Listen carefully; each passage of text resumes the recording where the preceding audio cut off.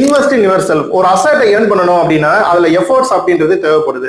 நம்ம நல்லா படிச்சு ஒரு ஸ்கில்லை டெவலப் பண்ணி நம்மளோட டைமை இன்வெஸ்ட் பண்ணி ஹார்ட் ஒர்க் பண்றோம் அப்படின்னா பினான்சியல் அசெட்ஸை வந்து நம்ம கெயின் பண்றோம். ஒரு வெல்த்தியான பர்சனா இருக்கணும் அப்படின்னா நாட் ஒன்லி பினான்சியல் அசெட்ஸ் அப்படின்றது முக்கியம் கிடையாது. நம்மளோட ஹெல்த் அப்படின்றது one of the important asset. அதே மாதிரி இம்பார்ட்டன்ட் பீப்புளோட ரிலேஷன்ஷிப், நம்மளோட கனெக்ஷன்ஸ் அப்படின்றது வந்து ஒரு முக்கியமான அசெட்ஸ் அப்படின்னு சொல்லலாம். இப்ப ரிலேஷன்ஷிப்பை வந்து நம்ம கெயின் பண்ணணும், அந்த அசெட்டை கெயின் பண்ணணும் அப்படின்னா நம்ம என்ன எஃபோர்ட்ஸ் போடணும்? நமக்கு முக்கியமான பீப்புள் கூட நம்ம டைம் இன்வெஸ்ட் பண்ணணும். குவாலிட்டியான டைம் அவங்களோட ஸ்பெண்ட் பண்றது மூலியமா அந்த அசெட்டை வந்து நம்ம ஏர்ன் பண்ணலாம்.